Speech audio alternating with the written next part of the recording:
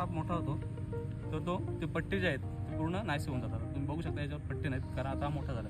तर बोलतात खूप फास्ट पळणारा साप आहे. धामण आपण बोलतो की धामण जास्त पळते, पण ॲक्च्युली हा साप जो आहे हा खूप फास्ट पळतो. एकदम सेम नागासारखा दिसणारा साप आहे हा. काहीच फरक नाही. खवलं वगैरे सेम नागासारखे आहेत, बघू शकतो तुम्ही.